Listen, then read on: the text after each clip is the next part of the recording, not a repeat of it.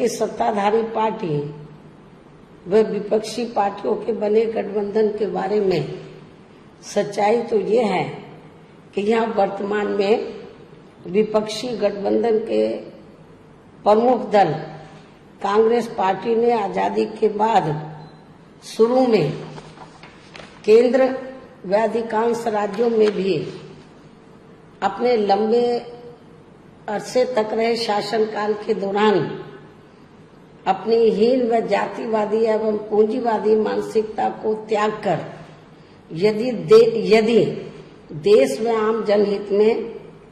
तथा कमजोर वर्गों के हितों में भी पूरी ईमानदारी से कार्य किया होता और विशेषकर कमजोर वर्गों के हित व कल्याण के मामले में परम पूज्य बाबा साहब डॉक्टर भीमराव अंबेडकर की सलाह को भी मान लिया होता, तो फिर ना तो बाबा साहब को अपने कानूनी मंत्री पद से उस समय इस्तीफा देना पड़ता तथा ना ही आगे चलकर कांग्रेस पार्टी को केंद्र व अधिकांश राज्यों की भी सत्ता से बाहर होना पड़ता तथा ना ही फिर कमजोर वर्गों के लोगों को मजबूरी में बीएसपी के नाम पर अपनी अलग से राजनीतिक पार्टी बनाने की जरूरत पड़ती। और अब ये कांग्रेस पार्टी अपनी जैसी जातिवादी व पूंजीवादी सोच रखने वाली पार्टियों के साथ गठबंधन करके फिर से केंद्र की सत्ता में आने के सपने देख रही है, तो वही सत्ताधारी बीजेपी पार्टी भी पुनः केंद्र की सत्ता में आने के लिए अपने एनडीए गठबंधन को हर मामले में मजबूत बनाने में लगी है। साथ ही फिर से सत्ता में आने का दावा भी ठोक रही है। ये कह रही है कि इस बार बीजेपी और उनका गठबंधन 300 से ज्यादा सीटें लाएगा, इसका भी दावा ठोक रही है। जिनकी कथनी व करनी में कांग्रेस पार्टी की तरह ही कोई खास अंतर नजर नहीं आता है। कहने का तात्पर्य ये है कि अब ये दोनों बने गठबंधन यानी कि एनडीए व परिवर्तित किए गए यूपीए केंद्र की सत्ता में आने के लिए अपने अपने दावे ठोक रहे हैं, जबकि जनता को किए गए इनके वायदे व आश्वासन आदि सत्ता में बने रहने के दौरान अधिकांश खोखले ही साबित हुए हैं। वैसे भी कांग्रेस व बीजेपी एंड कंपनी के बने गठबंधन की अब तक रही सरकार की कार्यशैली यही बताती है कि इनकी नीति, नियत व सोच सब समाज में से विशेषकर गरीबों, दलितों, आदिवासियों, पिछड़े वर्गों, मुस्लिम एवं अन्य धार्मिक अल्पसंख्यकों के प्रति लगभग एक जैसी ही रही है,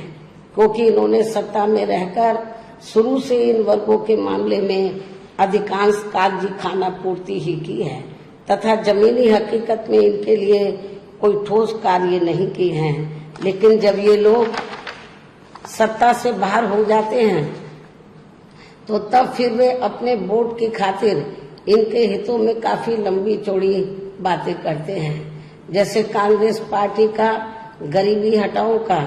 व बीजेपी का हर गरीब के खाते में 20 लाख रुपए पहुंचाने को लेकर कही गई ये बातें सत्ता में आने के बाद केवल हवाई व खोखली ही साबित होकर रह गई हैं, जिसकी खास वजह से ही बीएसपी ने सत्ताधारी गठबंधन व विपक्षी गठबंधन से ज्यादातर अपनी दूरी ही बना के रखी है। ऐसी स्थिति में अब इन वर्गों के लोगों को यानी कि कमजोर वर्गों के लोगों को आपसी भाईचारे के आधार पर वे अपना अकेले ही मजबूत गठबंधन बना के या हर मामले में अपनी एकमात्र हितैषी रही पार्टी बीएसपी को ही मजबूती देनी है तथा जिससे फिर यहाँ कोई भी गठबंधन केंद्र व राज्यों की भी सत्ता में पूरी मजबूती के साथ आसीन न हो सके तथा इसके स्थान पर फिर इनकी मजबूत नहीं बल्कि मजबूर सरकार ही बनेगी। हमारी पार्टी का ये पूरा प्रयास होना चाहिए ताकि बीएसपी के सत्ता में न आने की स्थिति में भी इन कमजोर वर्गों का यानी कि दबे कुचले लोगों का ये लोग ज्यादा शोषण ना कर सके। इतना ही नहीं बल्कि ऐसी स्थिति में बीएसपी को भी सत्ता में आसीन होने का मौका मिल सकता है। और जब तक हम लोग अकेले अपने बलबूते पर खड़े नहीं हो पाते हैं, इसलिए इन सब बातों को ध्यान में रखकर अब बीएसपी को लोकसभा चुनाव में व इससे पहले राजस्थान, मध्य प्रदेश, छत्तीसगढ़ व तेलंगाना आदि राज्यों में होने वाले विधानसभा चुनाव में भी अकेले ही चुनाव लड़कर अपनी पार्टी का बेहतर रिजल्ट लाना होगा। लेकिन बीएसपी पंजाब, हरियाणा आदि इन राज्यों में वहां की रीजनल पार्टियों के साथ मिलकर जरूर चुनाव लड़ सकती है, बशर्ते अब वर्तमान में उनका एनडीए व परिवर्तित किए गए यूपीए से भी कोई संबंध नहीं होना चाहिए। इसके साथ ही